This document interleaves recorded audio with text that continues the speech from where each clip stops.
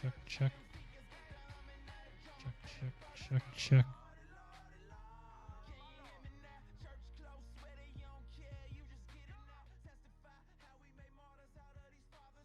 Mike.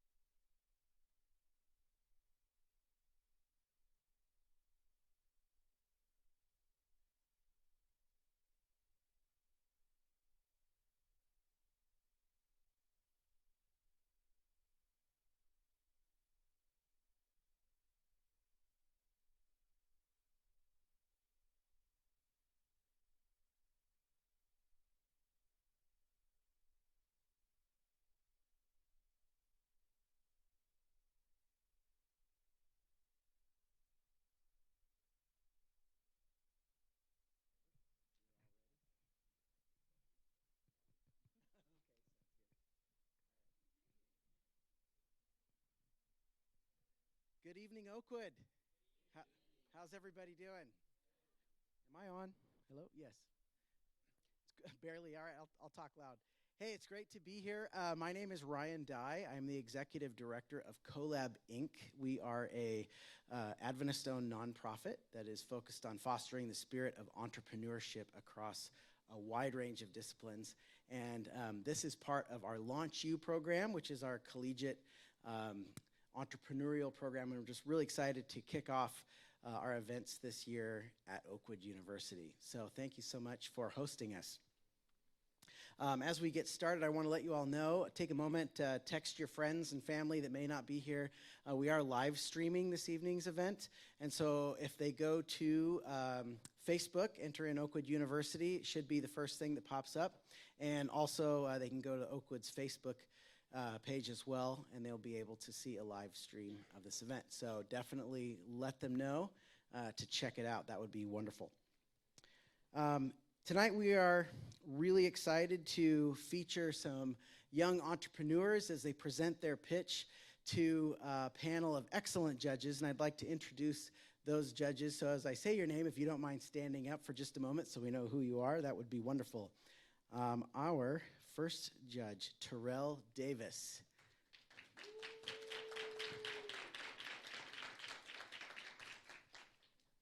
And I think we were supposed to have some pictures of those guys. There he is. So take a moment, check out some of Terrell's highlights. And then next we have Tony Eberhardt. Welcome, Tony. Followed by Ryan Poole. An excellent first name, if I might say so myself. That's right. And last, Kevin Welch.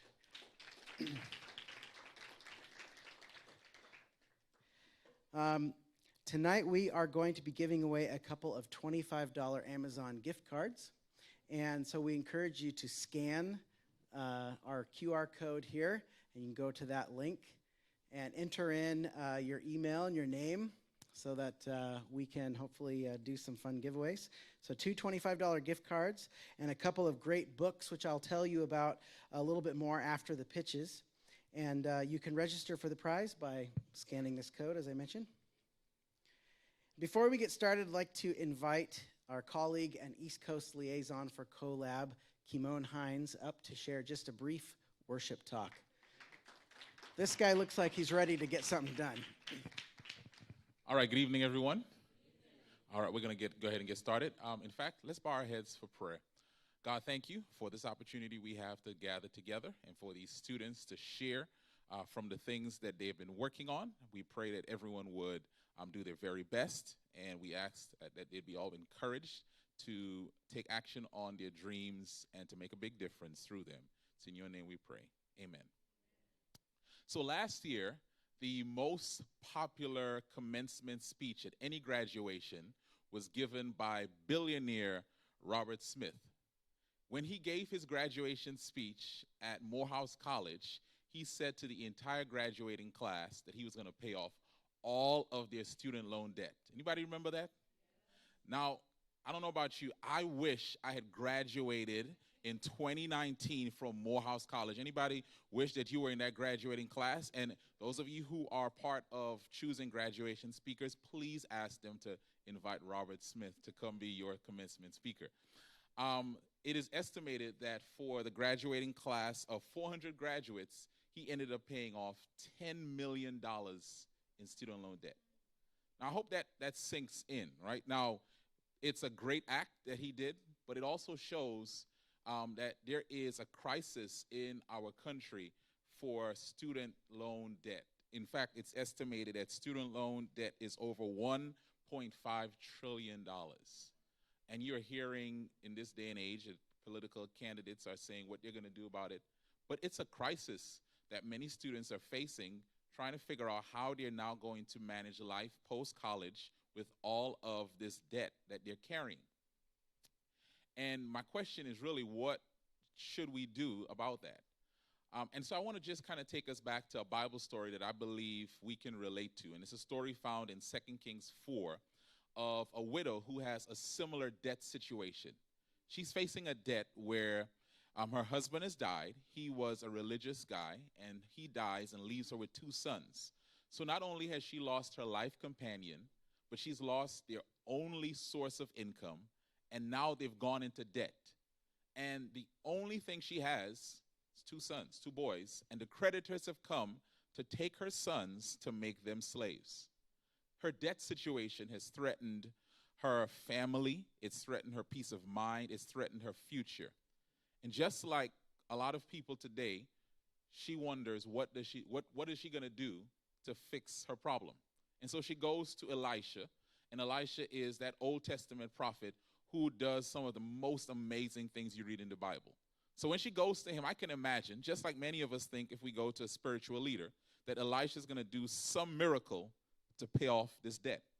She's expecting maybe he's going to rain like finances down from heaven, right? Or maybe Elisha's going to call for the religious group to collect an offering so that he can pay off her debt. But he doesn't do either of those 2 things. He doesn't do anything that we might think as the obvious answers. What Elisha does for this widow is he helps her to start a business. Like he helps her to get into the ministry of entrepreneurship. And there are 3 things I want to just share with us this evening that I think are instructive for all of us in this room and everyone watching. The first thing he asked her is, what do you have in your house? That's the first question. And the first thing for all of us is to figure out what you have. If you're thinking about starting a business, you have to figure out what you have. Now, I think all of us are really good at coming up with a list of what we don't have. Like, I don't have any money, and I don't have any time, and I don't have any skills. And we list all the things we don't have. And she was just like us. She said, I don't have anything except a little bit of oil.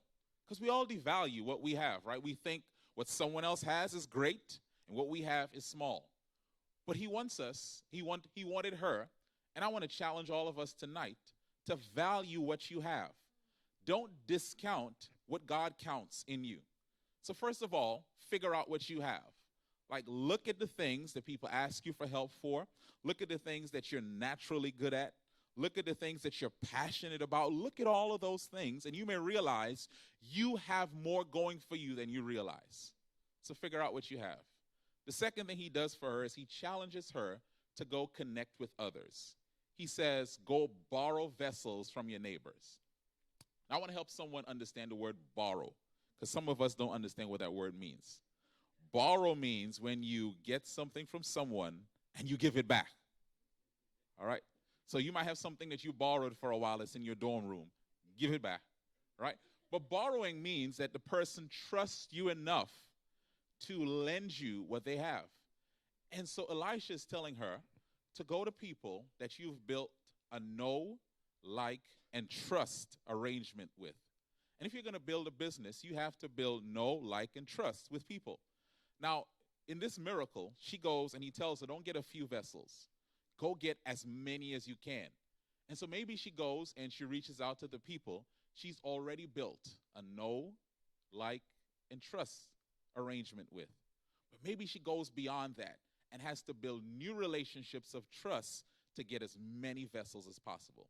And for you who are pitching tonight, and all of us who are thinking about businesses, make sure you're connecting with people in ways that are building trust, helping people, being a person of value, showing results for people so that you can expand those who trust you. And the last thing he tells her is, go sell it. Go convert what you have into a package that people would be willing to buy. You see, she has to take this oil and pour it into vessels, and then take the vessels and go sell it. Now, I've always wondered, who does she sell that oil to? And I think it makes sense to us, right? Like, she's borrowed vessels, so she has to give them back. So the people that she sold the oil to are most likely the people she borrowed the vessels from. And one of the things it teaches us is that when you are in business, you take what people have given you and you make it better. She took empty vessels and she filled it with oil. You have to add value to people's lives. Now, here's what's so interesting about this miracle. What happens in this story is that when the last vessel is gone, that's when the oil stops. And really, the power of this miracle is it was her belief in what the prophet says to her. If she had said, you know what, I don't have a lot of oil, let me just get 10 vessels, that would have been a really small story. But imagine if she had believed that God was going to do something through her business. If she had believed that God was going to bless her entrepreneurship venture. If she had believed that God doesn't just work in church, God works in business, then she would have gotten as many vessels as she could have gotten, and then that miracle would have been a miracle that is Bible worthy, that we read about today. So I want to encourage you tonight to figure out what you have, to connect with others, and then add value to the lives of people. And who knows, one day you may be standing at someone's graduation, giving away millions of dollars to students who are looking to leave student loan debt behind. All right? God bless you. Thank you so much, Kimon. All right, we have a busy schedule here, so I want to just give you a little bit of rundown of how this is going to work this evening. Each pitch or a person presenting will have 5 minutes to do their pitch, and there will be a countdown timer in the corner that you will see, and that will be immediately followed by 4 minutes of a Q&A by the judges, and then following that, we'll have a 1-minute transition as we bring up the next pitch. Now, another thing that's kind of neat this evening is that following the pitch, you as the audience will be able to cast a vote. So, scan this QR code, and that will take you to a link for voting. You will vote on a scale between 1 and 10, which is defined on the link. These votes will be factored into the judges' scoring at the conclusion of tonight's event. So definitely take a moment and get that ready. Once all the pitches are concluded, the judges will have 20 minutes to deliberate, and then we will choose tonight's winners. And I'll explain a little bit more about how that will work as we conclude the pitches. That work okay? Do we need to dim these lights a little bit more? All right. Hopefully that worked for you. All right. I think that covers everything. So without further ado, let's welcome up our first pitch, and that is Conversion Apparel to the stage.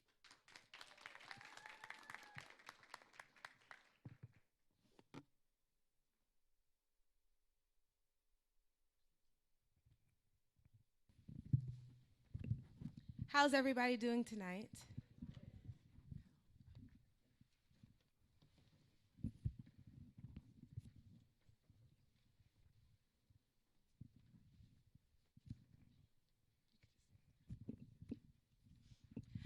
Hi, everybody. My name is Robin Michael, and I am CEO and founder of Conversion Apparel. And I am Zoe Dorset, and I am the product manager of Conversion Apparel. Imagine your first impression being your last. According to a 2009 study, research, and personality bulletin found that factors ranging from clothing style to posture plays a major role in how impressions are formed. Christianity is more than a religion. It's a lifestyle. So with every first impression that could potentially be your last, make every second count. So, without further ado, ladies and gentlemen and honorable judges, we present to you Conversion Apparel.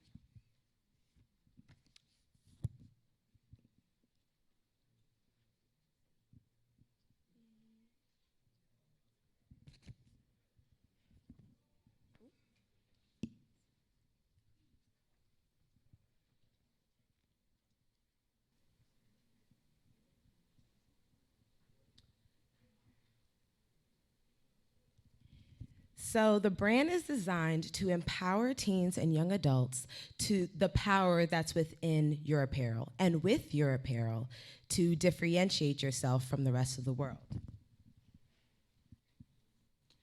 The mission statement is found in Romans 12:2, to not be conformed to this world, but to be transformed by the renewing of your mind. If we add God's word to our lives, we can see a change in ourselves and others. As you can see here, Christians are the forerunners of the world's largest religious group. As Christian followers, we make about 32% of the world's population. As a whole, Christians are the world's largest religious group. As you can see here in my financial statement, the projected profit and loss in the years 2021 to 2025. And you can also see the direct costs as well as the revenue of the non-operating revenue and the operating revenue. So how does it all work? You can check out Conversion Apparel at conversionapparel.com. We have various products and various amounts of payment. We accept Afterpay, Visa, and MasterCard. We have Google Forms for our larger orders and a customizing option for all of our customers. Our marketing strategy stems from multiple platforms like Facebook, Instagram, YouTube, and Snapchat. And through those platforms, we will be able to market through social events in our community, also through Instagram, YouTube, newsletters, and promotions. Our target audience for Conversion Apparel is ages 14 to 35. As we can see in teens, they're the risk takers, right? So we will be able to, this is even more so increases during their depending on their social environment. Conversion Apparel workshops will be able to go into schools and academies and to give kids a more positive environment to look forward to. And for our older demographics, we'll be able to teach them and for them to understand how to lead and to lead by example. Targeting diverse populations is derived from inclusion. Conversion Apparel accepts everyone to understand their identity and to be true to it. Which brings us to the problem. And what is the problem that we're suffering from in this nation is an identity crisis. With Conversion Apparel, we'll be able to go to make workshops to get people to understand, to teach, and inspire teens and young adults the true meaning of Christ through our apparel. It says in the Bible in Proverbs 22:6, train up a child in the way that he should go, and when he is old, he will not depart from it. If we apply God's word to our lives, we will be seeing a major impact. We will see crime decreasing and kids taking more of a leadership roles in schools and in our community. So please sit back and listen closely to our various testimonials of Conversion Apparel's target audience.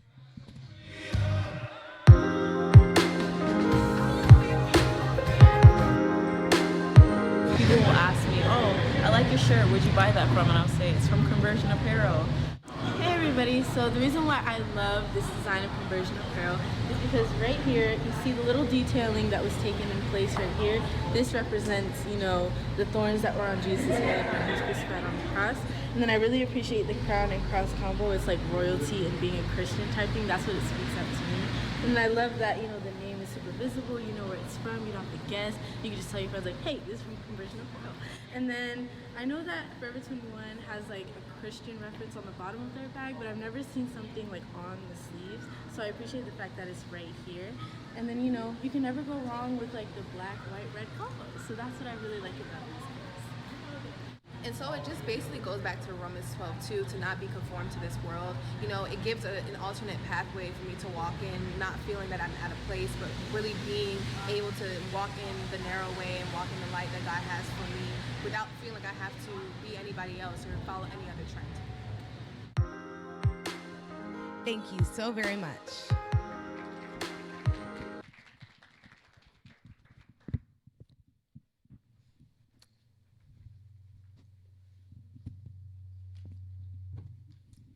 Hi. Great job. Thank you so much for sharing with us. Can you speak a little bit more about your plans for acquiring customers and where you're going to find them and on what platforms? Yes, so we're acquiring our customers through our social media. We have an Instagram at Conversion Apparel, at conversion_apparel, and through our website. We have received different interactions with our website, which is tracked in the target and logistic audience with a business profile. So we've been able to also go out and interact with our community to get more to understand the message behind Conversion Apparel.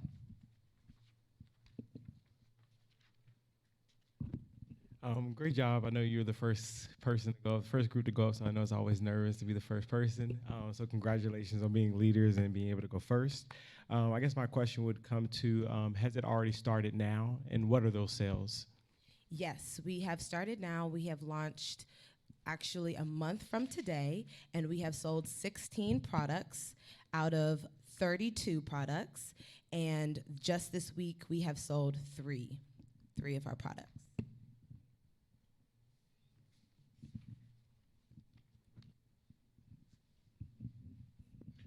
I didn't see anywhere in your financial statement kind of a balance sheet or how much capital you needed to start this.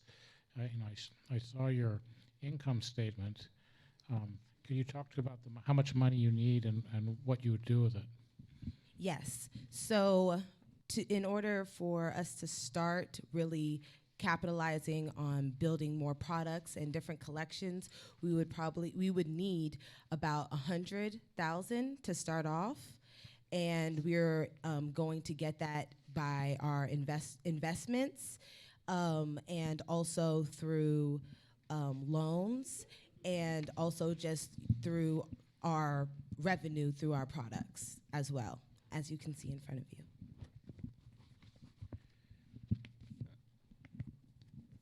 Understanding that labeling yourself as a Christian apparel business, that kind of limits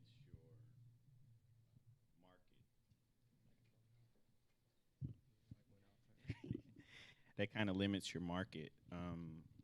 In terms of your goal in conversion and reaching out to non-Christians, what did you guys discuss about those who want to disassociate themselves with Christianity? Well, Conversion Apparel is stemmed from Christian clothing apparel, and that is our main mission. But we also would like to inquire more people to learn more and understand more what Christians do, because Christians do get a stigma of, just not really being Christian-like. And so with Conversion Apparel, we want to be more active in our community so they can really understand what Christians are all about. And for the sales total, Americans spend $200 billion on clothes alone, and the sales in Christian apparel is $100 million. So even though that's a big market, and so we are trying to attack that certain market as well as bringing more people closer to Christ.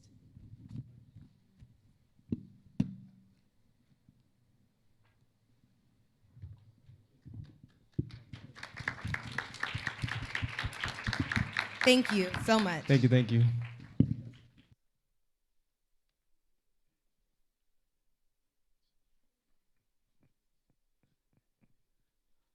All right.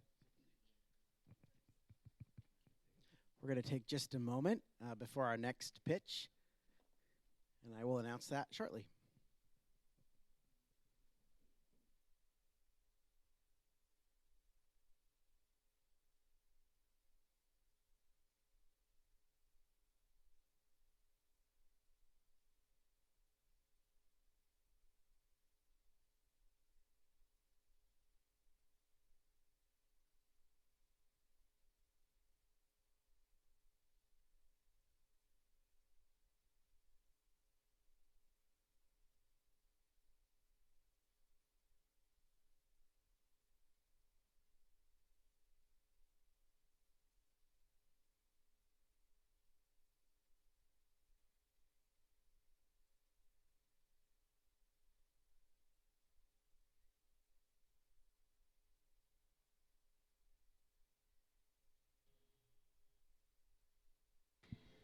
Check, check, check.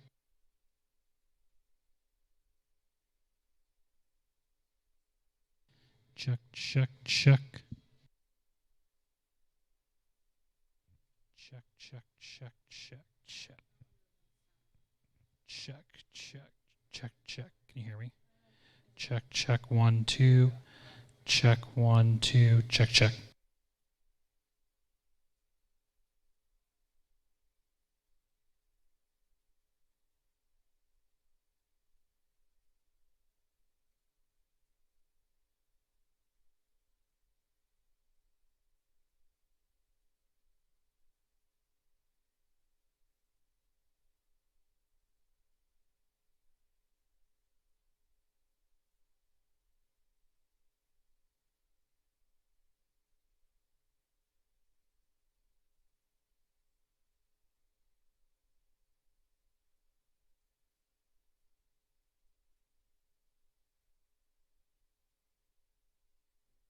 All right.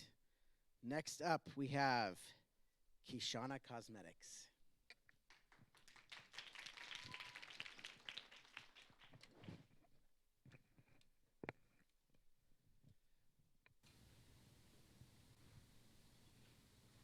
Am I pointing this way? There it is. Good evening. My name is Milan Scott, and my company is KeyShauna Cosmetics.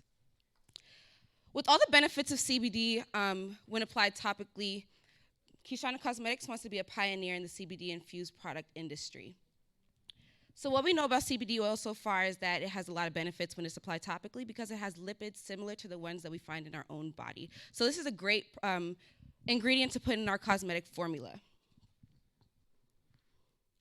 I also think that CBD will increase the shelf life of the product because data shows that it kills bacteria better than most preservatives that we find in our chemicals, in the chemicals in cosmetic products today.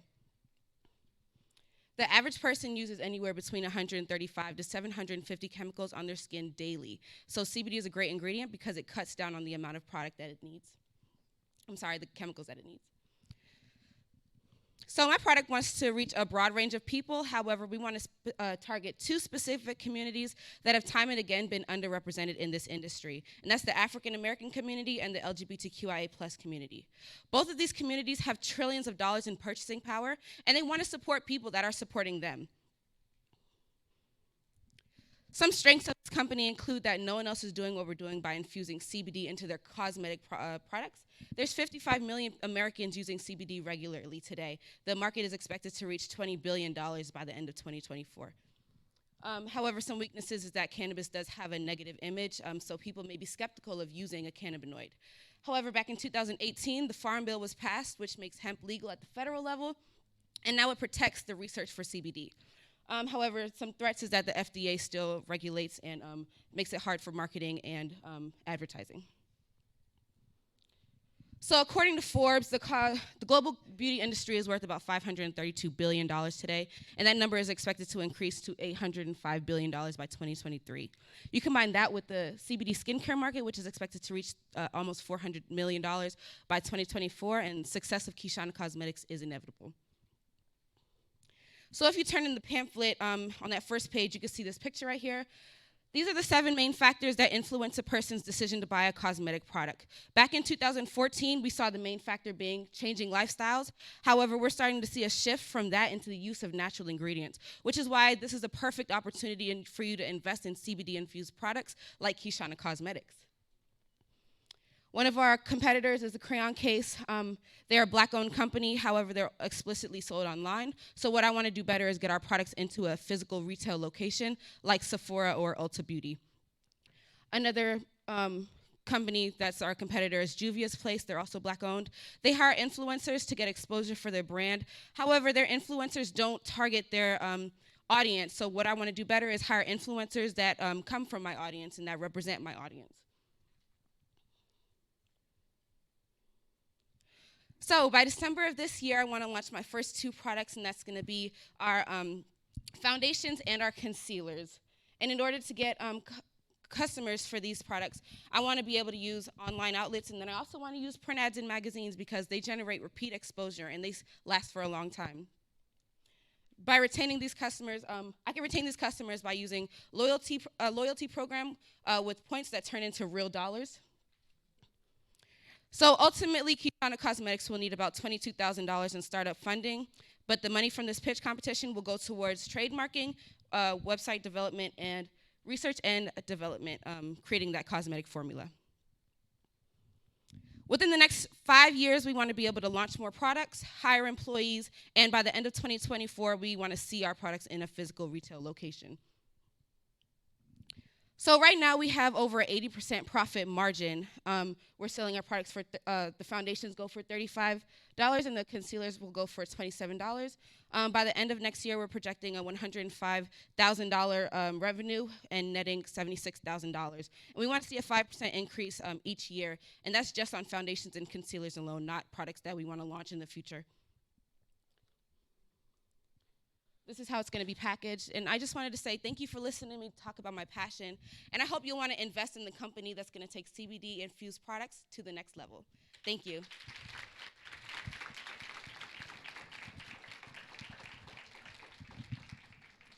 Any questions?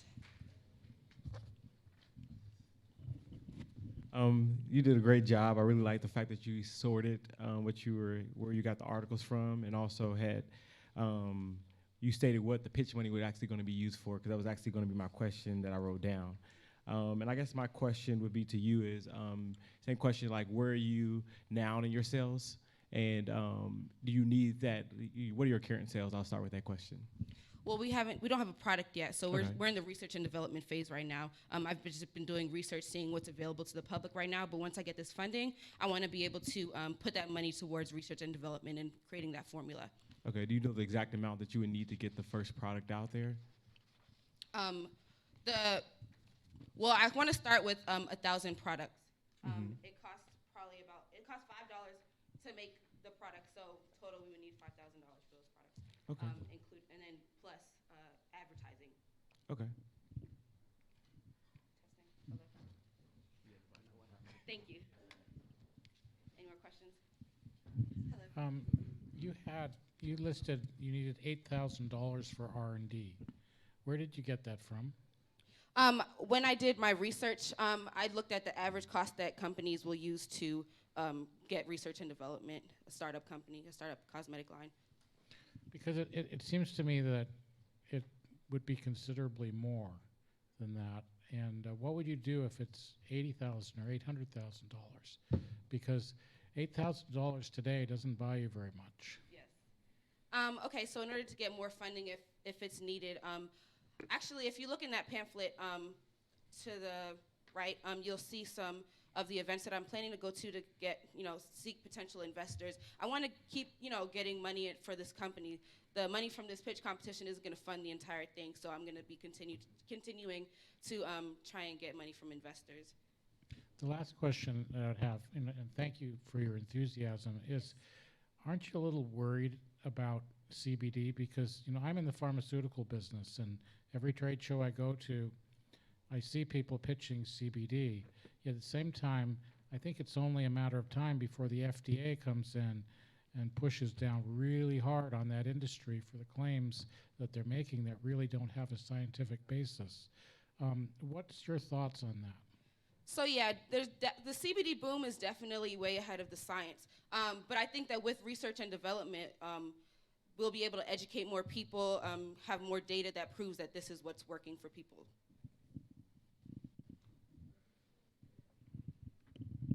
Great job. Thank you so much for sharing your passion with us. Oh, wait, I have a question. Don't clap yet. Don't clap yet. Let's let her answer. Can you talk a little bit about your passion and experience for CBD and cosmetics? Why is this the application for CBD that you're interested in?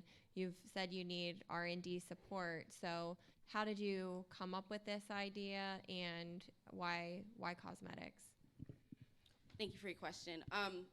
So ever since I was little, I've always had an entrepreneurial spirit. I would go to different countries, buy souvenirs, and sell them for 3 times more when I was younger.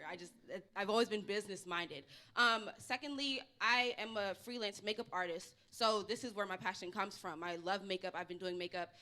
January was my 5th year. I've been doing makeup as a freelance artist. I wanted to see how I can make a product that is beneficial for your skin. We don't want to keep using harsh chemicals on our face all the time. Like I said, about 800 chemicals on your face daily if you're wearing makeup every day. So I just combined the two, my entrepreneurial spirit and my love for makeup. And that's how I came up with KeyShauna Cosmetics.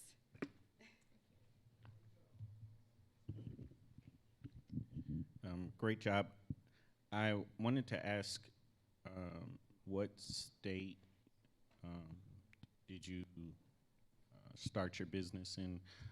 Because you said it's, we know it's been legalized on the federal level, but all the states haven't jumped on board yet. So what state are you thinking about incorporating and then going from there? I really want to start incorporating in Maryland. That's where I'm from. That's where my family is from, and then it's legal in Maryland. I noticed the 301 there. Yes. Are you from Maryland? No, I used to live in Gaithersburg, though, so Okay. I'm familiar with that area. So, okay. Yes. Thank you. Oh, you. Yeah, I was gonna say, do you my last.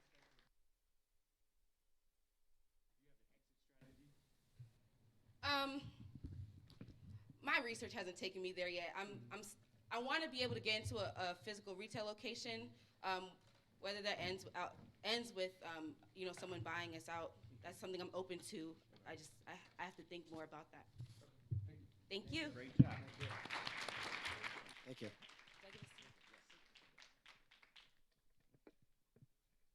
All right, we'll take a moment for our next pitch.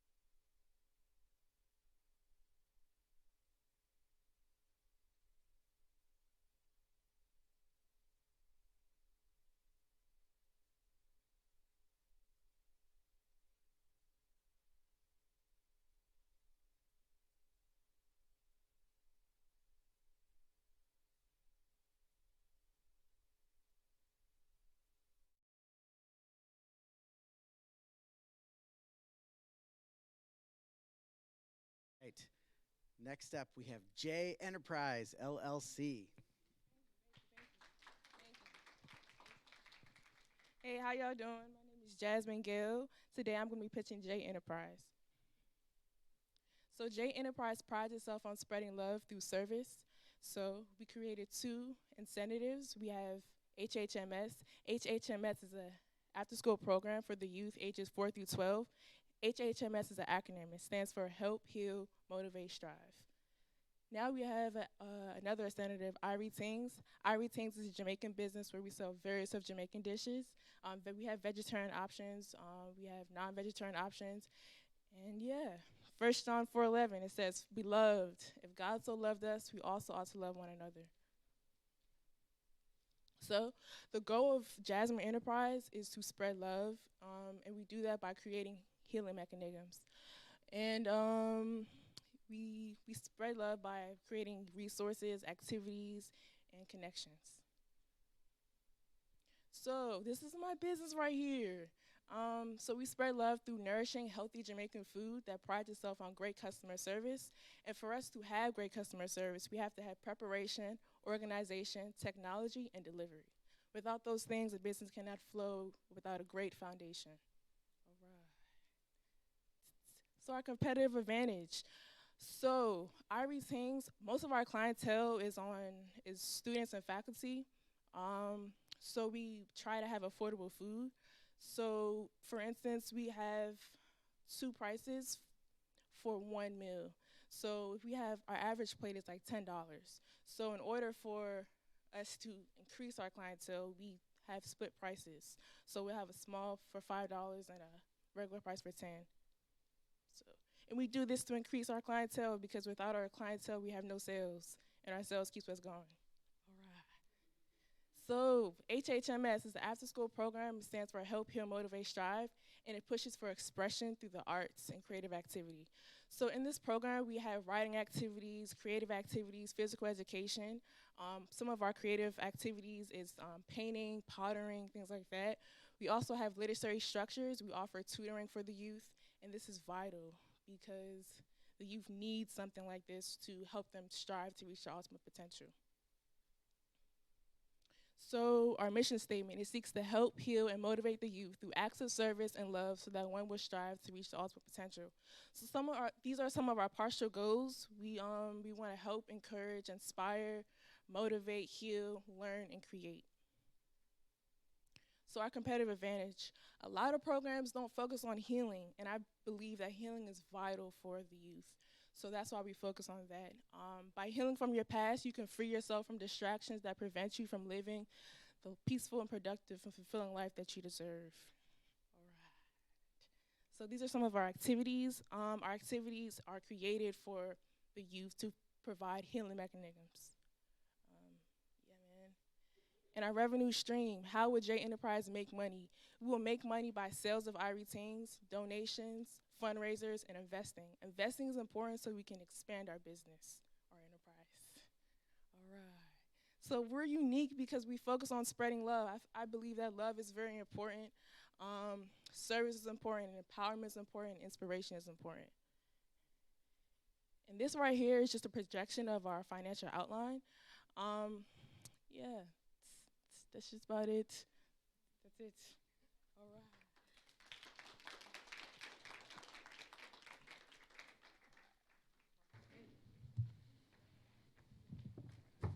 Thank you all for listening. I appreciate it. I would say, do you feel that you have any direct competitors in the area? No, I do not. Because I believe a lot of programs don't focus on healing and spreading love.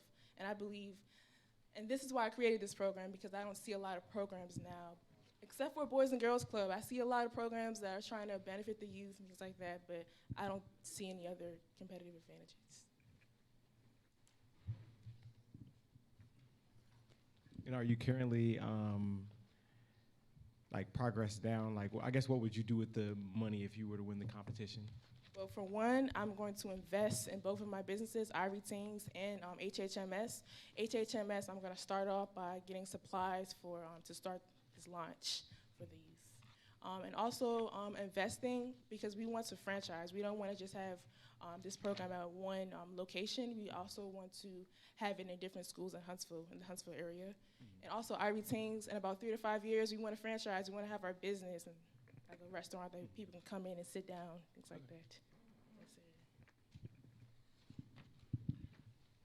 I didn't get the business plan for HHMS. I mean, how do you, I mean, it seems like it's so different than your food business. I mean, is that a profitable business, or are you using the profits from one business to fund the other? Well, for HHMS to get revenue and streams like that, we're going to be doing fundraisers, donors, and stuff like that.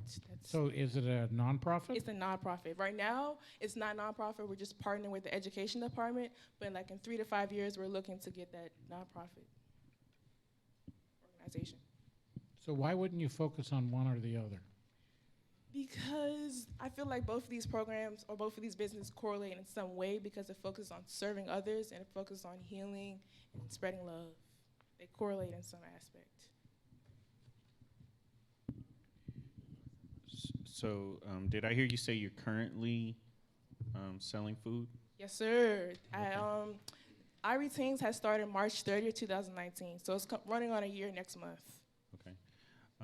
So in terms of your food preparation, where do you do that? So I do that off campus. I do that at an apartment, but we are looking, if I do win this pitch, we're looking to cook our food at a commercial kitchen because that's vital. Okay.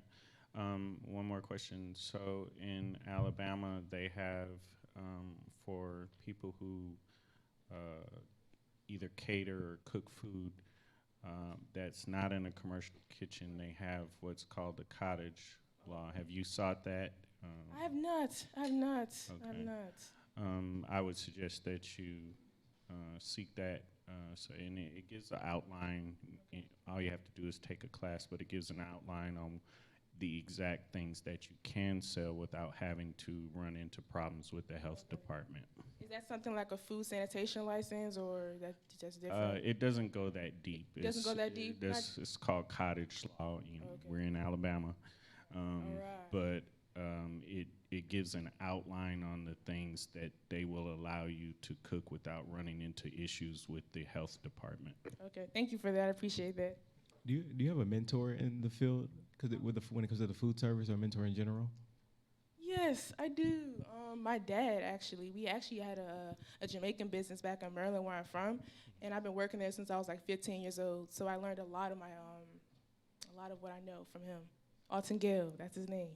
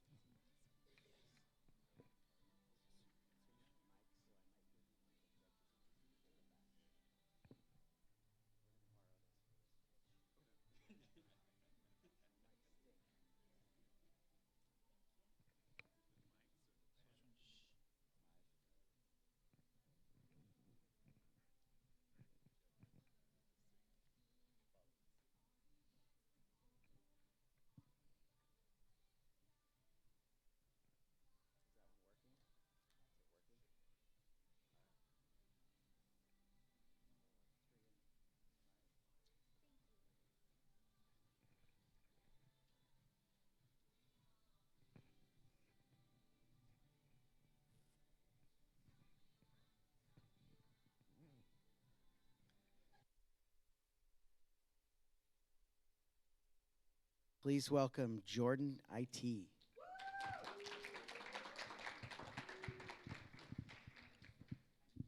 Hello, my name is Jordan Wilson, and I am the CEO and founder of Jordan IT LLC. Hello, my name is Kayla Michael. I'm a partner in Jordan IT LLC. What are you doing to make kids aware of online cyber vulnerabilities? According to Cyber Ventures, thank you.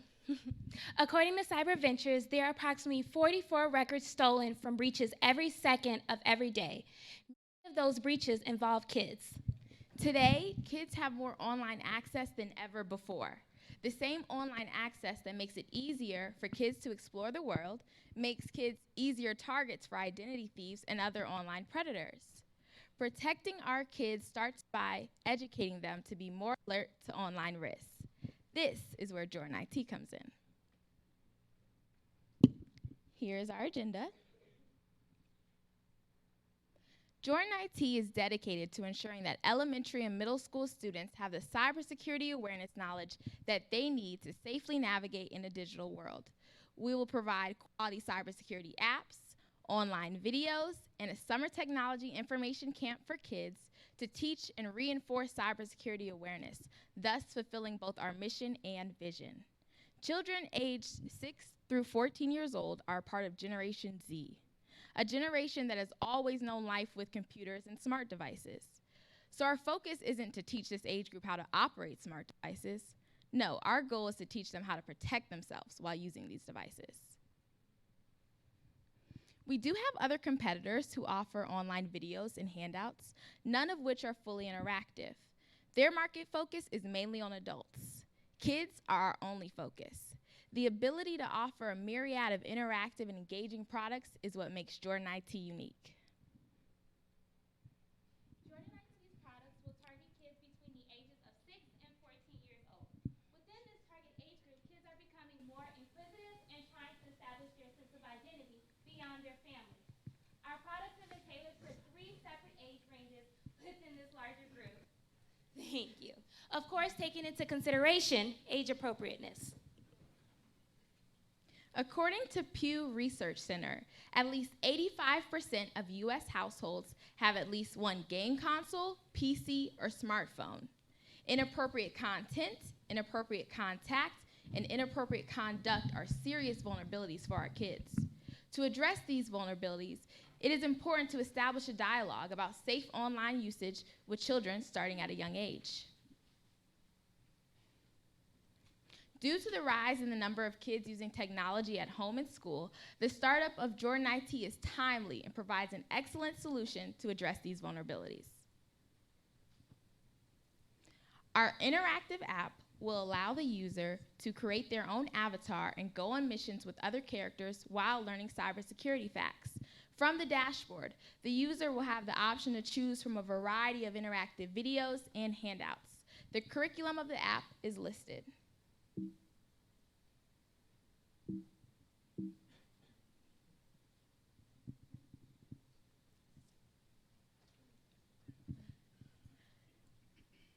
When the slide moves on, you will see our financial projections for the next 5 years, with our main source of income coming from our summer camp and our interactive app.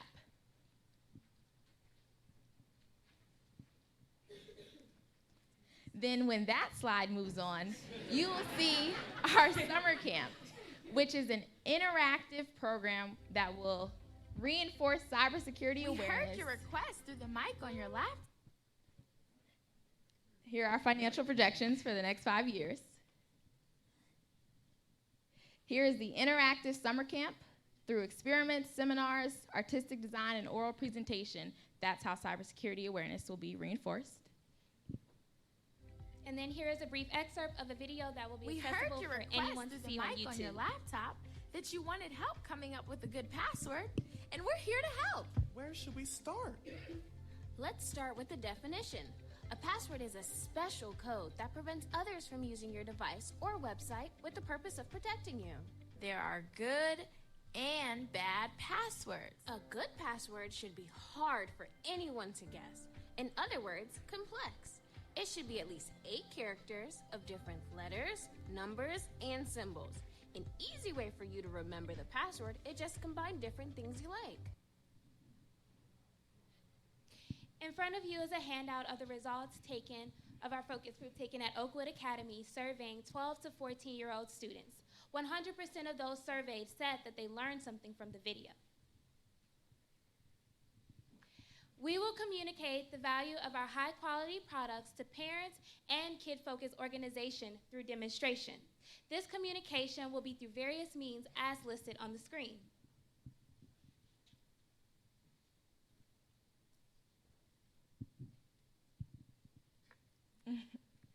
Technology.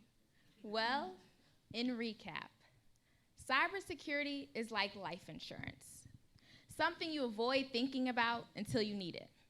But when disaster happens, you're always glad it's there. Help protect our kids from the growing threat of cyber criminals and evolving malware. Invest in our kids' safety and future. Invest in Jordan IT. Thank you.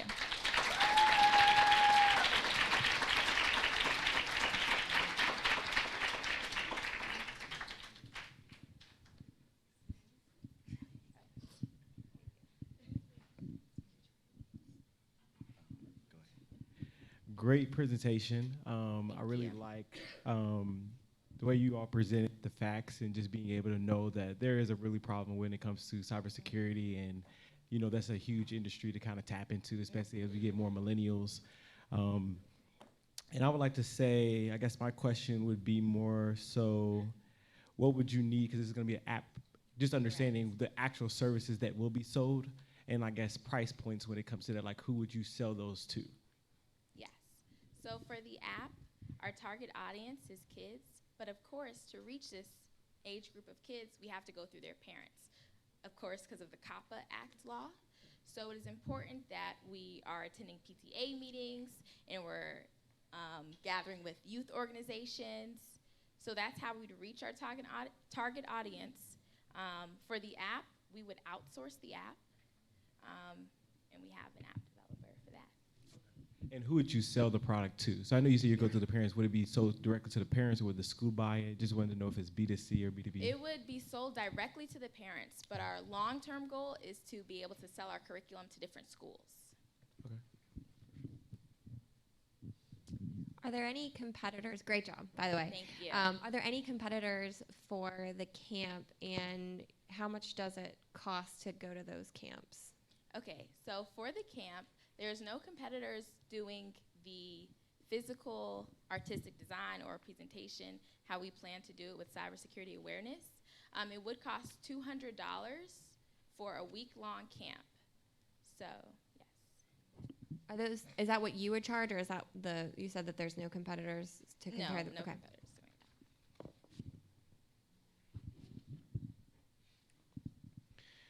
that. Great job Thank you. on adapting with technology. It shows you knew what you were presenting well. So I commend you on that. I wanted to ask a little bit about the survey. When did you do this survey? Did this survey a few weeks ago, or last week. And you said it was 12 through To 14-year-olds. 14, so survey. like 8th, 9th, 10th graders. No, that was 7th and 8th 7th and 8th graders. Mhm. Okay. So I need to ask my son about that because he's in the 8th grade over there at Oakwood. I liked the idea of your focus on kids, having kids and being a father. What I found, a lot of parents are not as tech savvy as their kids. And so you run into the issue now because I'm a little more tech savvy. I found my kids trying to get around all of the barriers that I put in place. So what kind of I guess you could say parallel to your app for parents to help the parents understand what's going on also? What did you build into what you're doing? I'm glad that you asked. So we will have a guide for parents, because we know that a lot of parents aren't as technologically savvy as their children who are Generation Z. So there will be a guide that will allow them to follow along and understand the different things in the curriculum that their child is going through. So like a teacher's or a parent's? Yes. So where did you come up with the cost for your app development? So I looked on different sites for outsourcing app development, and then I priced it in the cost section of an app developer. I would need 2 app developers at $75 an hour for 2 months, and that would come up to $96,000. And then, of course, app maintenance, which is 17% of the app development. But you only had $48,000 in this business plan. Oh, I think that's not my updated one that I sent them, but it should be at $96,000 for 2 of my app developers.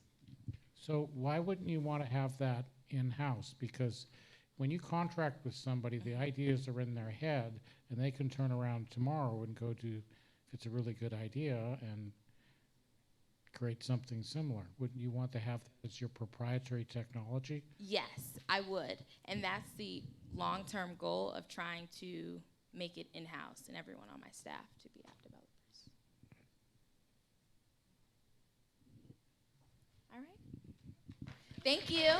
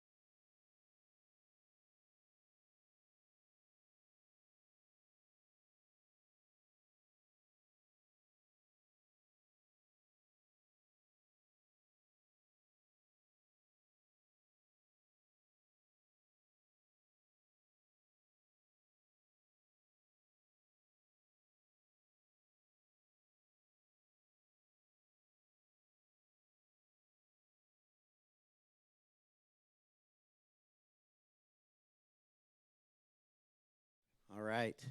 Next up, let's welcome Urban Tea Company.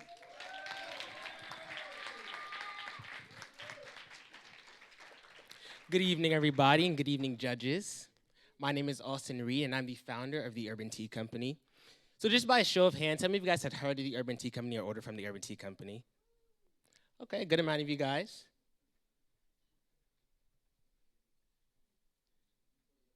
Okay. So again, my name is Austin Reed. And just a little bit about myself, I have had an entrepreneurial spirit ever since I was a little kid. When I was about 10 years old, I started selling candy in my neighborhood to kind of the friends around me. And I actually expanded upon that, and I went to the bus stop and started selling candy after school to the kids there. And not only did I triple my market, but I also tripled my revenue. When I was in high school, I was asking my parents for an iPhone, and they're like, no, we're not gonna get you that, we're an Android family. So like, you know what? I'm gonna save up the money that I got from my candy, I'm gonna go on eBay, and I'm gonna buy an iPhone. So I got an iPhone for about $100, but the screen was cracked. So I ran into another problem. So I went on YouTube and I was looking at different ways to fix screens, things like that. So I actually fixed my iPhone screen. And then from there, people started seeing that I fixed screens. So like, can you do mine? Can you do mine? So at school, I started fixing people's phone screens. So then in high school, I was at the mall with a few of my friends, and I saw a shirt that I really liked, but it was really expensive. So me being the entrepreneur I am, I went home and I researched and developed just kind of ways to make t-shirts. And then I found out that I can screen press. But again, I didn't have the money to do that. So I got a pair of my mom's stockings and I got a picture frame and I put it all together. And after weeks of frustration and paint all over the house and ill-colored graphics and crooked lettering everything, I had to think of another way to achieve the goal that I had set. So again, I did some more research and I found out that I can use iron on things. So I ordered some iron on things, and I realized that the iron did not get hot enough, so my products would fall apart. I then asked my uncle to invest $125 into my company so that I can get a heat press that will adhere the vinyl to the shirts properly. 2 days later, thanks to Amazon Prime, I got a 50-pound box to my door, and then I went upstairs, I opened the box, pressed my shirts, and I found out that it worked perfectly. I then took pictures of these shirts, posted it all over my social media, everything, and started selling it, and thus the Urban Tea Company was born. So the Urban Tea Company is a small business with huge plans. With the right funding and mentorship, I believe that this company can be the next biggest printing company. So along with my company, we have a lot of strengths, but two things that I really want to point out is the fact that we have 24 to 48-hour turnaround times. So our competitors, such as Custom Ink and many other ones, you have to have at least a week in advance for them to do that. But the fact that I have a no minimum for really cheap prices for a 24-hour turnaround time, that really helps us stand out. Along with strengths, we also have some weaknesses. So because it's just me marketing and printing and all that other stuff, it's kind of hard at times when we have about 6, 7 orders at a time when I have to do it all myself. Along with our weaknesses, we have a few opportunities.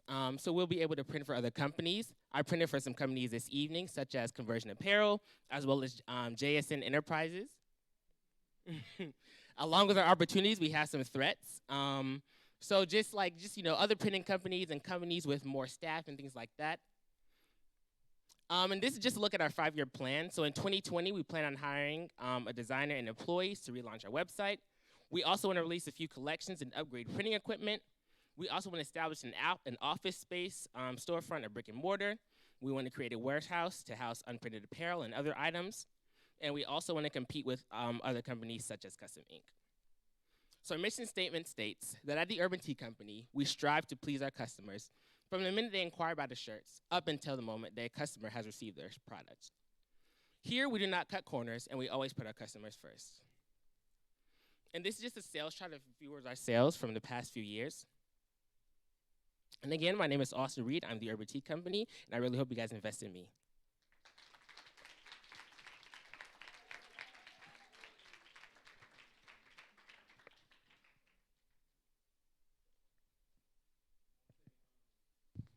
Great presentation. I really love that you are a serial entrepreneur and you told a story throughout the whole process while hitting all the points. So that was very impressive. And I just feel that I've also, heard of you on campus and witnessed that. So it's always good to be able to get that as well, and that you have a support team. So I guess I wanted to go back to the other slide about when it comes to your sales. Okay. This one. I think it was like right before this one. Okay, you can also flip to the last page in the pamphlet that I handed you guys. Okay. And you guys can look at those. So just trying to read the diagram. Okay, I see what this Or is. even with the clear sheeting on it. You look to the last Oh, that one. Okay, yeah. Perfect, perfect. So I guess with the money directly, how do you feel that, because pretty much you're operational already. Yes. So if you were to win the money, what would you project to gain as a profit from those sales? Like, invest. So can you tell me that? Right. Well, so in the year 2018, we did about 5,000 in sales. 2019, we did about 6,000. This year so far, we've already done $3,000 in sales, and we project about $50,000 in sales. So the money that hopefully I win from this competition will just help with our marketing and also hiring some more employees and getting some more equipment so that we can produce a lot more orders in a short amount of time. Okay. And with such a big jump to $50,000, what would be the cause of getting that much in? Like, you have contracts, or to drop from your last year was how much? Oh, the last year was about $6,000. 6,000. So to go to 6,000 to 50,000, what would you say? 15, I'm sorry. Oh, 15. 15. Yes, sir. Okay, my bad. Okay, that's reasonable.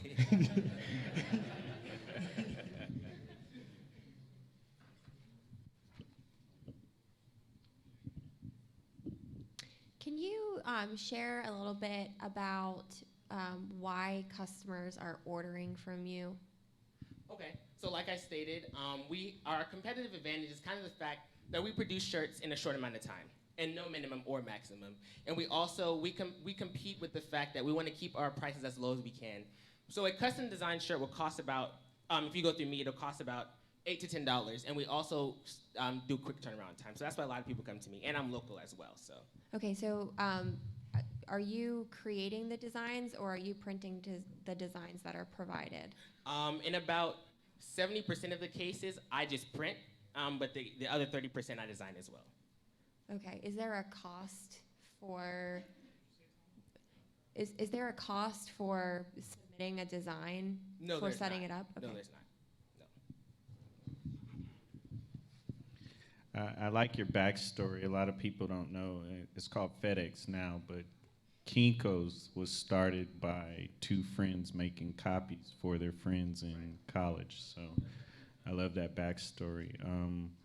I also, with the name of your company, this is just, maybe a midterm or long-term idea. Urban tea, I was thinking that you were selling tea. But, that might be an interesting twist, that you can add on, or an upsell product, some teas to go along with your T-shirts. I like that idea. Thank you so much.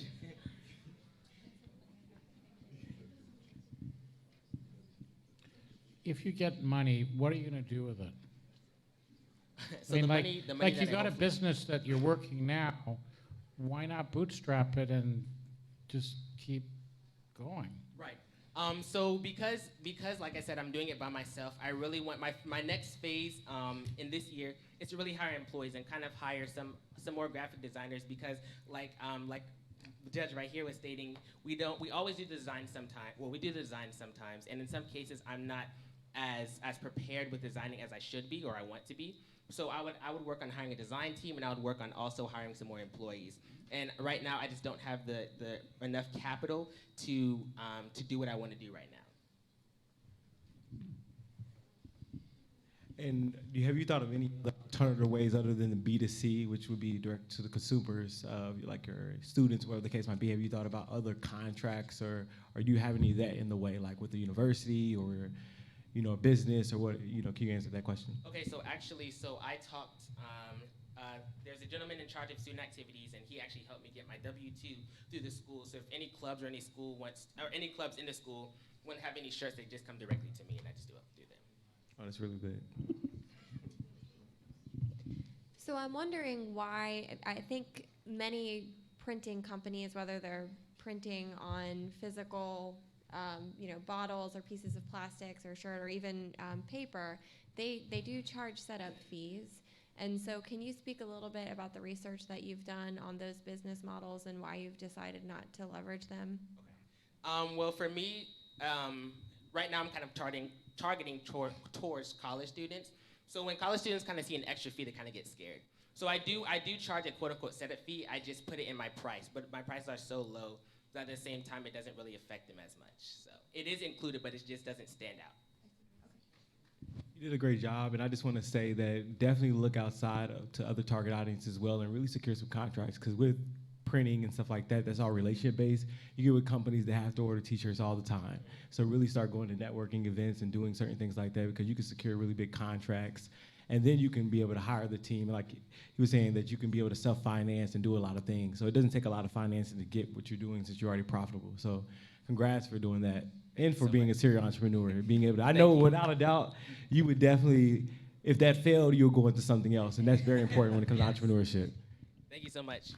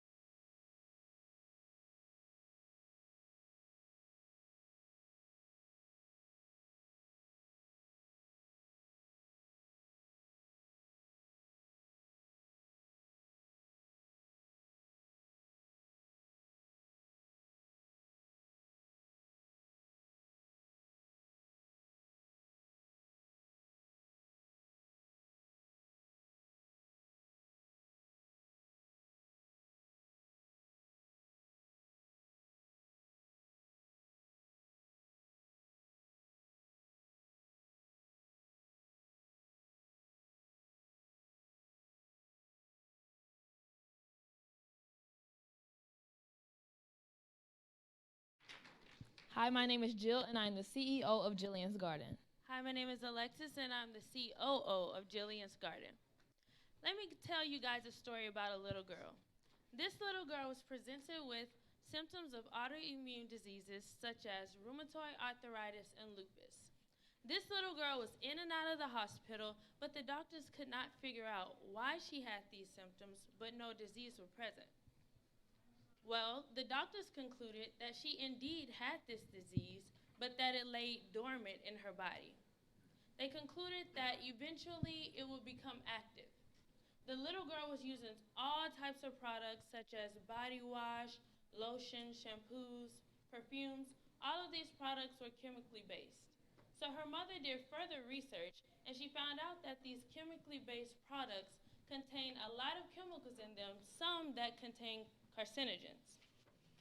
Carcinogens are substances that could potentially cause cancer in living tissue. I was that little girl. When my mom did that research, she threw out all of our chemically based products and created all natural alternatives. 15 years later, I still hardly use chemically based products, and I have not presented that disease nor the symptoms ever since. That's when we came up with Shea Wonder. Shea Wonder was originally intended to be not used as a lotion, but as a topical cream used for dry skin or scalp. Well, when people started to ask about it, and they purchased it, and they would come back and tell us of all these different benefits that they had experienced. So we researched it, and we found that the benefits that they had experienced was directly correlated with the ingredients that we used. Here at Jillian's Garden, our goal is to provide skincare wellness from head to the toe. Jillian's Garden Shea Wonder is considered a cosmeceutical product. Cosmeceutical products are products with bioactive ingredients, purpose for healing, medical and healing benefits. Shea Wonder is inspired by God, and its benefits are miraculous.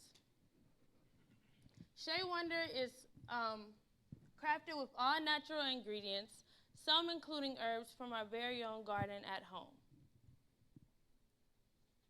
Listed here, you can find the ingredients that we have in our Shea Wonder cream. You can also find these ingredients on the handout that we provided you guys. Listed here are the customer verified testimonial benefits. You can also find these in your handout that we gave you. Jillian's Garden plans to advertise using social media and YouTube reviews, as well as vendor-based events. We plan to sell our product starting off with Amazon because it's perfect and very cost-effective for startup companies.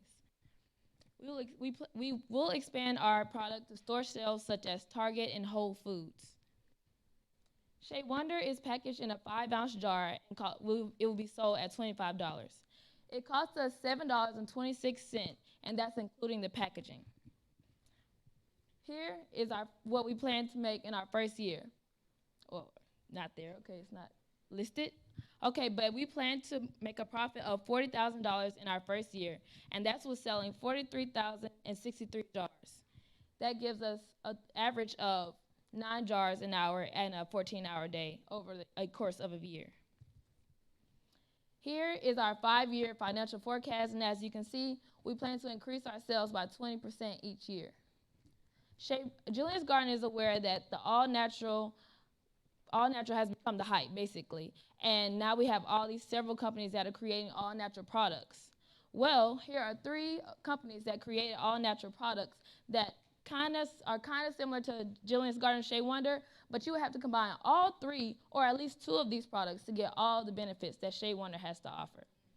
We're proud of our product, and with your help, we can take Jillian's Garden to the next level. Partner with us as we bring healing from the head to the toe. Again, this is Jill. And this is Alexis. Thank you for your time.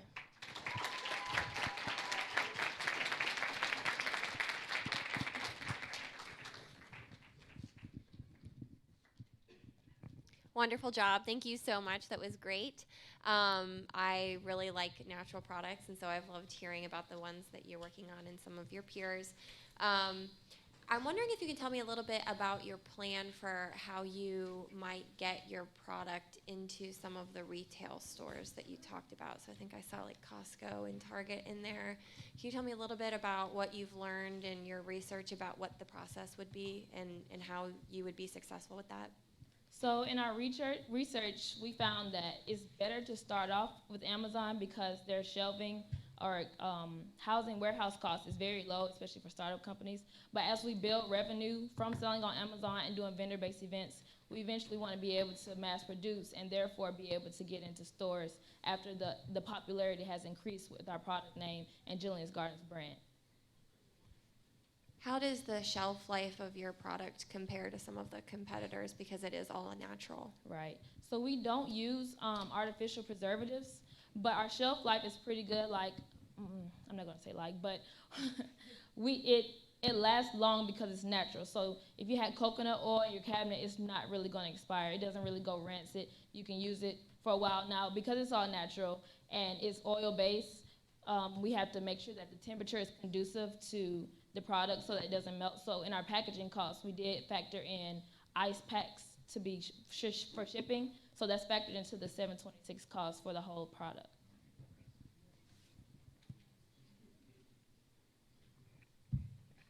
I like that you were able to recognize adaptation. One of the things, Avon makes a product called Skin So Soft, and it was supposed to be like an oil, but people started using it because it repelled mosquitoes. And Avon got upset. Instead of taking advantage of that, you know, they're like, this is supposed to be an oil. So I like how you adapted based on the feedback of your customers. My only concern in terms of what you presented is that there's 1,001 you know, it's fashionable to be natural and in today's world. So how would you differentiate yourself from some of the other more natural products? Because I saw the ones that you presented, you know, in terms of advertising, in terms of ingredients, not all natural products are actually natural. So how would you differentiate yourself from some of the more popular natural products? Well, I was attempting to go back to our slide where we had the listed competitors, but three of the ones that I listed, one of them offered pain relief in an all-natural form. They didn't offer skin repair or skin condition or skincare. The other one, it offered skincare, but it wasn't organic and it wasn't all natural. It was just strictly for the skin, and it didn't offer pain relief. The other one was not all natural, not organic, and it only was for like hair. So our product can be used like several, it's like all purpose. Now, one of them is literally called Honest All Purpose Balm, and it's very popular, but the only purpose is for your skin. It does not offer any pain relief, and it's correlated with their ingredients. Our ingredients, if you can look on your handout, it shows you that all the different ingredients, these ingredients have been researched and proven to be good for these different things, as well as pain relief and skincare.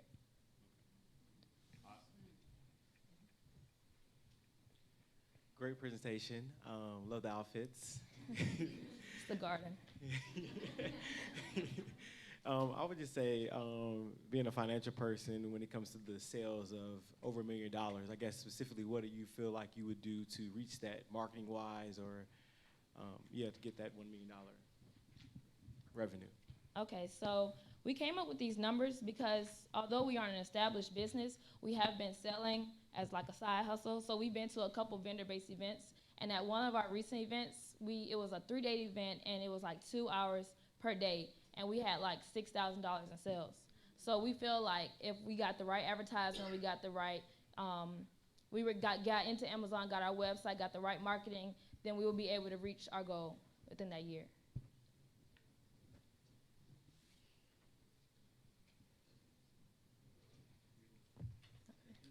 Thank you for your questions. Thank you for thank you for the samples. It reminds me of Shark Tank, so I really appreciate the extra touch.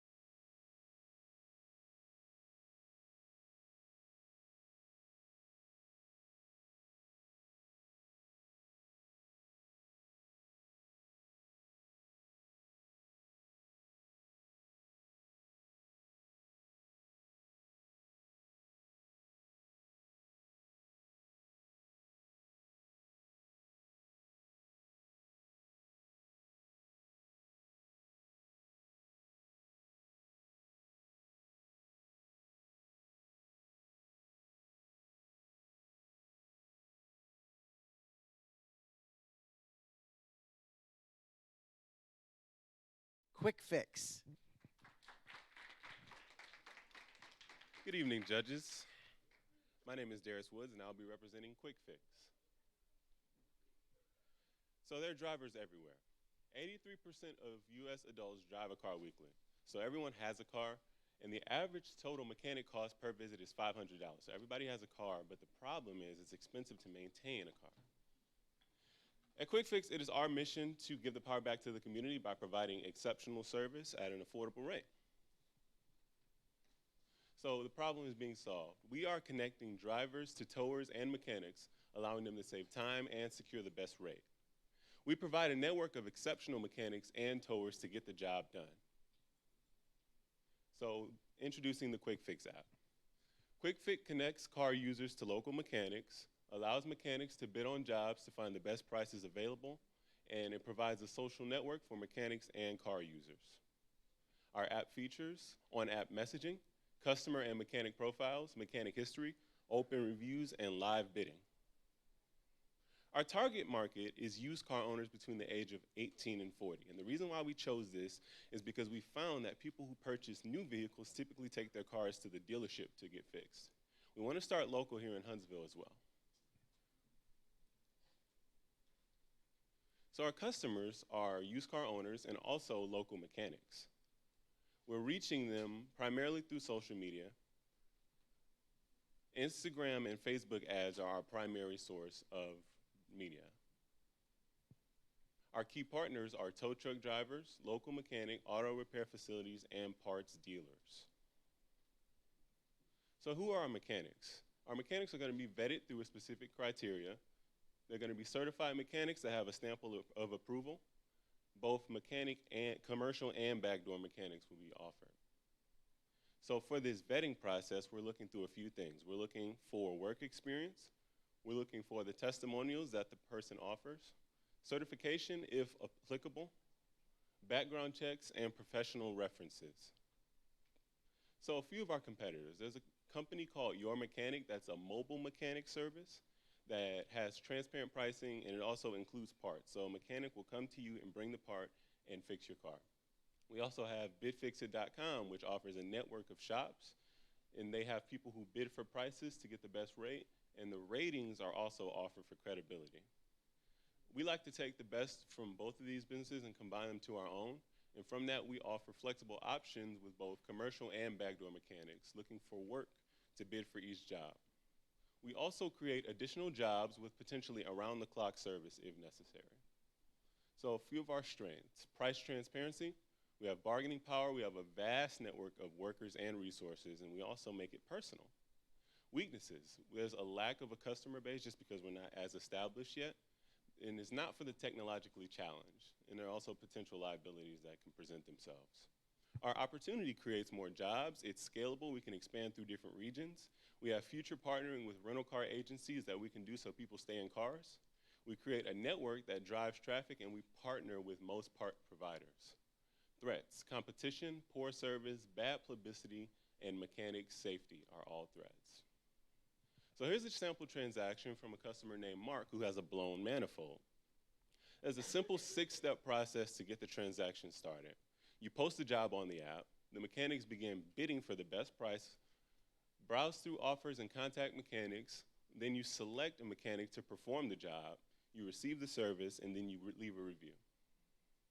So for our revenue, mechanics are charged $50 monthly members fee just for being on the platform. Customers are charged an hourly rate plus parts and fees, and Quick Fix collects a 10% of the total transaction. Moving forward, we would like to allow customers to finance purchases or be able to pay in installments. We want to provide a database for parts so that customers never have to leave, and we want to expand geographically. So to reiterate, saving customers time and money is our value. There's access to vast network of mechanics and resources. We offer cost cutting, we create jobs, and we give customers power through options. And with that, I'd like to set up for questions.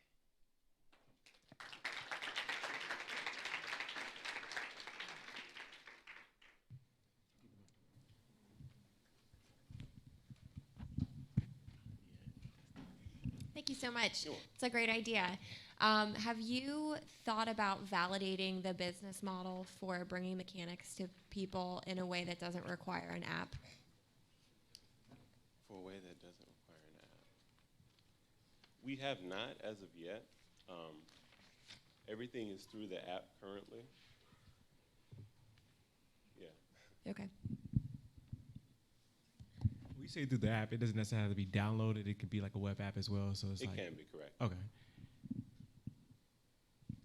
Great presentation. I thought it was really simple. I like the slide where it just basically showed the whole transition in regard to it. I guess my question would be like financial projections of what do you feel like you would make. First of all, is it, you plan on launching it in Huntsville currently right now? Huntsville, yes. Okay. So yeah, just financial projections of how much it would cost to make it, and then how you feel like you would make the first year. Because I don't think we got the financials. So we did not include a cost section, and that's just because it varies so much from app development costs a lot. It costs a lot, and it varies anywhere from, say, a few thousand to tens to hundreds of thousands. So we don't have an exact cost for the app as of yet, but we know that that would be our main source.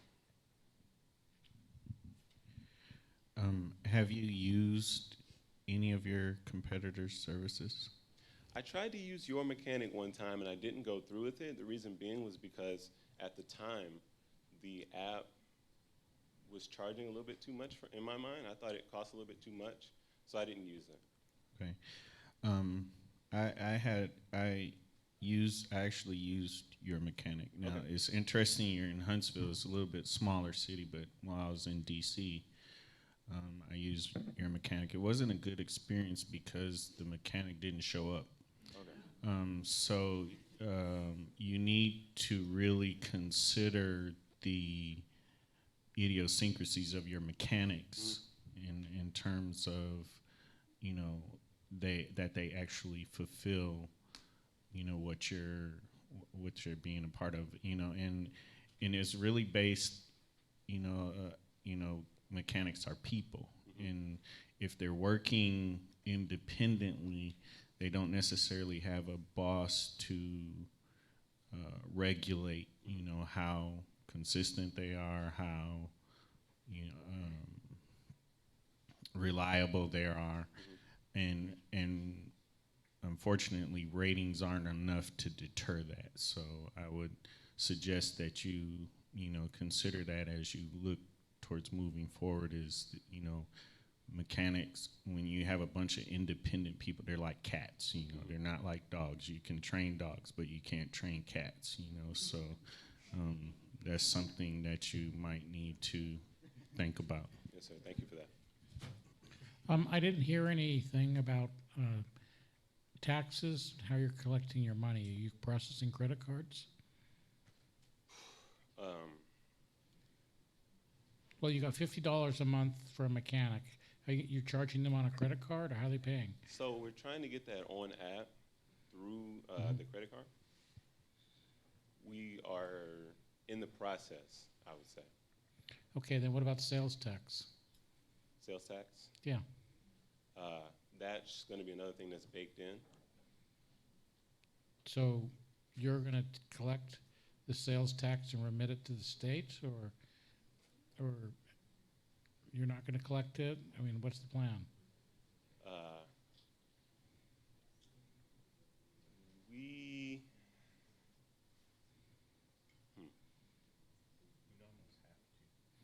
Okay, last question. Do you have the app, any sort of app working now? We do not, no. We do not. Okay. It's in the research and development phase.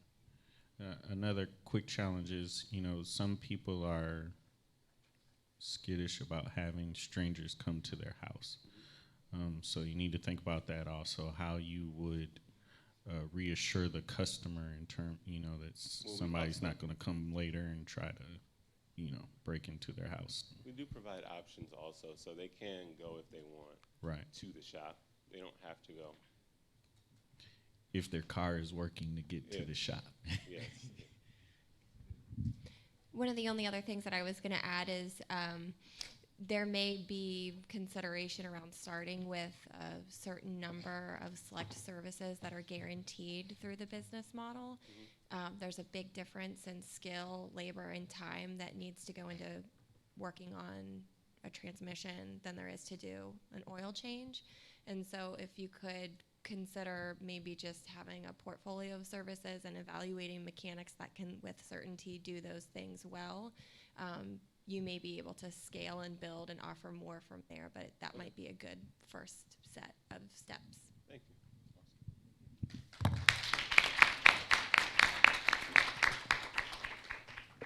All right, let's give another round of applause to all of our participants.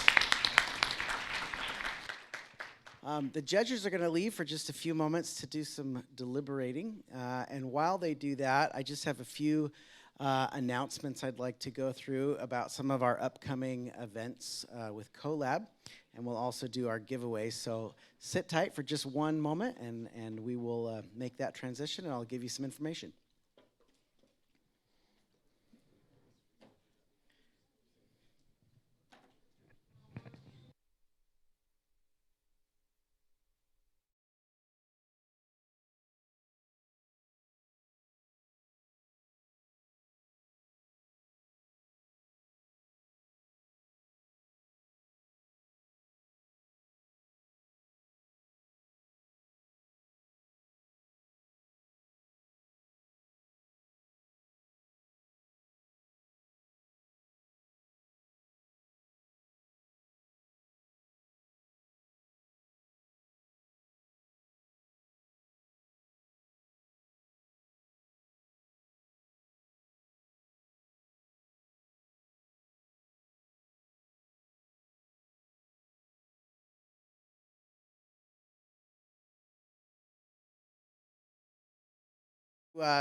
Tell you a little bit about some of the things we have coming up. So there are 4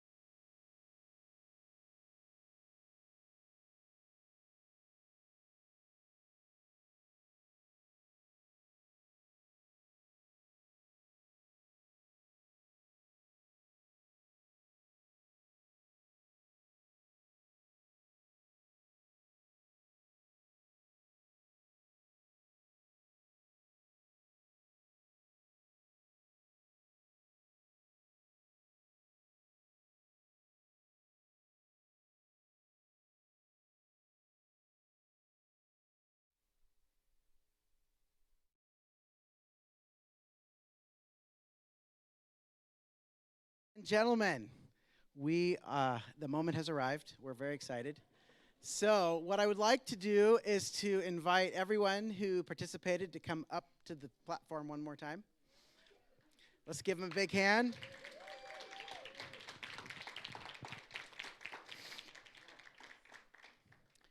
And I would like to, again, thank our awesome judges for their hard work here. This is a difficult choice for sure. And thank you for all your hard work and putting this together. So, without further ado, let me find the right note here so I'm reading the correct thing. All right. So, yes, this way. Oh, you have a question? Comment?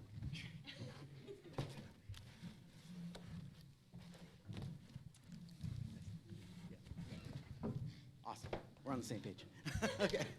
All right, very good. So, the winner of number 3 of $2,000 goes to Jordan IT. Congratulations. You'll be getting a check later. Congratulations. Congratulations. Pardon? Yes, please. Go ahead. Hello. Okay. But amazing job, Jordan, your team, and just amazing presentation, very clear. And we just, the reason why we made you number 3 is because we felt like it was at a stage where we felt like you could go to the next level. You kind of thought out the research, and we really hope that as you further it, that you do more research and that you can bring it back to a more final stage. And then from there, good luck for the future. Yes, congratulations. Great presentation. Really enjoyed it. We thought that you did a terrific job of identifying a use for technology that could scale and have applications that would also solve a problem that is growing. So we hope that you use the funds to put them to good use and further develop that idea. Awesome. Congratulations. First, I just want to tell everybody this is really hard. Yes. Because, in the scores, you guys are like neck and neck, and so it's like, anyway, but with Jordan IT, I thought you're addressing a very important problem that concerns all parents, and I think, like I said, your presentation was excellent, so thank you. I'd like to echo that as having, being a parent of 4 children, that addressing a pain point is really important in terms of seeking success. I see a couple of challenges. I'd definitely be willing to talk to you about those afterwards, but you guys did a great job in terms of finding somewhere that, where people are concerned and then addressing that issue. Congratulations.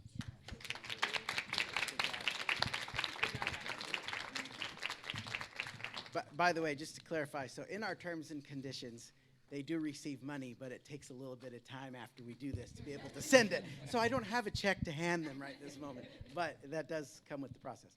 So number 2, which is a $3,000 prize, 5 hours of mentoring, and a trip to Moxie in San Diego, goes to Urban Tea Company.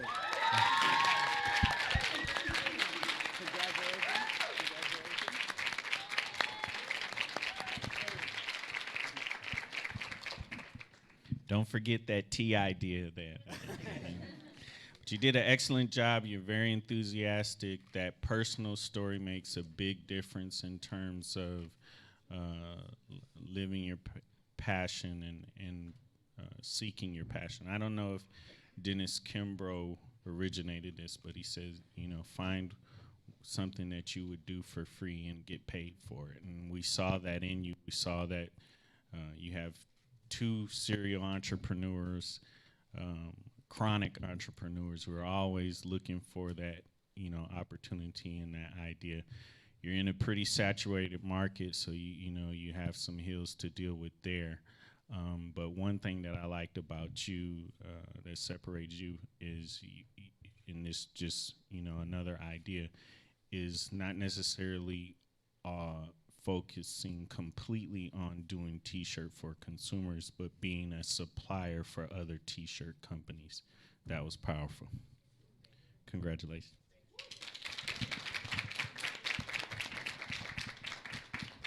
Definitely congratulations. Always. I know that I usually invest my money into something I know the quickest way I can get it back, and I really feel that investing and with this grant that you would definitely be able to put it to work right away. And I really appreciate being a serial entrepreneur because I know no matter what, you're going to give me my money back. So that's very key to any investor. And I look forward to the success, and I know you went viral, so I look forward to you going viral before your T-shirts. And I just like you as a person. I feel like with all the investors, as you all go, that people invest in the people that make it happen. Everybody has great ideas, but if they don't really believe in the actual person, then it's like, how successful can it be? So great job. Yeah, I would definitely echo that, Austin, and for the rest of the group too, as we were talking about all the great pitches that we heard about tonight. We were also talking about betting on the person, and so this is good feedback for Austin. You did a terrific job of selling yourself, which is so important, and many of you did that tonight. You not only described your company and why you thought it would be successful, but you also well represented yourself. But Austin, it was apparent that you have something that's very special within you. You very much embody that entrepreneurial spirit, and so I think that really made us believe in your business and believe that you are going to be successful even if this business is not. So congratulations. Yeah, I just want to echo that. I appreciate your enthusiasm because you'll be successful no matter what you do. Thank you. So I just want to say, as an entrepreneur myself, failure is a powerful motivator, and it's not necessarily a bad thing. Entrepreneurship is not a destination, it is always a journey. So no matter who wins or doesn't win, you all win by doing something that is challenging and takes perseverance and tenacity. So take that with you and just keep going, because it's an awesome journey. So trust me, you'll go far. So our winner for this evening of $5,000, 5 hours of mentoring, and a trip to Moxie, man, I'm excited. It's fantastic, is Jillian's Garden, Shea Wonder.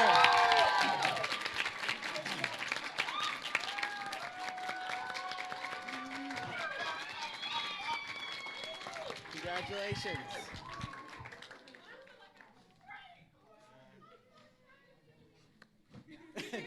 Don't cry.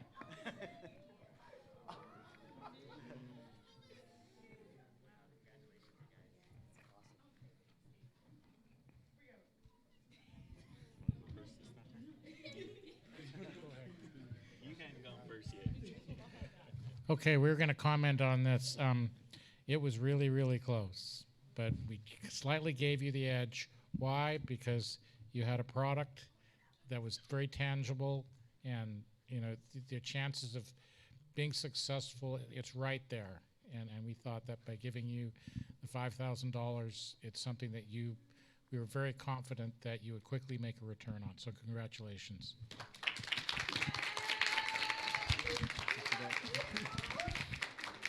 Congratulations to you both. You definitely worked hard on your business plan, and you have worked hard on a great product that you were able to present tonight. And I think two things, similarly to Austin, you had a very personal experience, and you were able to personally speak to the impact that this product had on your own life, which I think will be a very powerful tool for you to use in selling it. I think that it will give you a competitive edge. It came through in your business plan. And we're just really proud of all of you and look forward to hearing more about how you will use this money to grow your business. We think you're going to be very successful.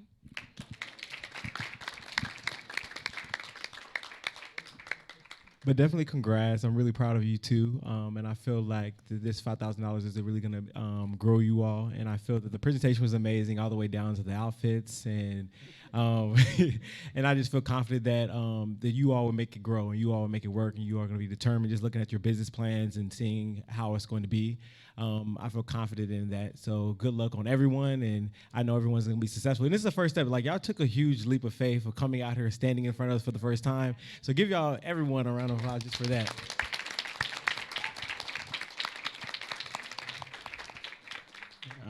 And one of the things we were talking about as we were coming back, there's a difference in not doing something and not doing well versus failure. So for those of you who didn't win the money, I don't want you to look at it as failure. You just didn't achieve your goal in this step. But stairways have more than one step. So you didn't fail tonight. You just need to go a little bit further on your steps. I just wanted to say that to those who didn't win the money. And for Shea Wonder, I personally, I liked your personal story that is very big, especially if you're going to be selling online. Testimonials is the number one thing that people that gives businesses an edge. One of the things that we brought out, that you're gonna definitely have to consider is everybody's skin is different. And so you can, some people may benefit from it, other people may have allergic reactions, so you have to take that into consideration. But your presentation was awesome. Your business plan, the thoroughness of your business plan was really good, and I like the opportunity that stands before you. Even though it's a very saturated market, you have an opportunity to differentiate yourselves if you're smart about what you're doing. Congratulations. One thing, too, I'm going to thank the audience. The online polls were just about identical to what the judges' scores were. Yeah. So we're kind of thinking alike, so thank you. Thank you. Again, congratulations. It's just been great for us to be part of Oakwood University this evening. I'd love to see a large contingency of Oakwood people at Moxie. Trust me, it's worth it. You'll really value the time that you spend at a summit like that to be able to not only watch other pitch competitions, but to cheer on Oakwood people as well. So we hope that you can take advantage of our incredible sale price. I had to pitch that. All right. So that pretty much wraps it up for this evening. I'd like to thank my crew, Michael Weberly, who dealt with some challenging technical things back in the sound booth, and Carla Guzman, our event coordinator, and Kimon Hines, our East Coast liaison. If you'd like to come to Moxie and register for that, you can talk to Carla or Michael, and they can help you with that process even before you leave this evening. And I'd like to thank Oakwood University, and most importantly, Professor Julian Waddell. He is a rock star. He's a rock star, and man, he worked hard to really help make this successful and to help all of you, and I'm just really appreciative of partnering with Julian. So thank you again to all of you, and we look forward to coming back, and let's do this again. Yeah. All right, sounds good. Thank you very much.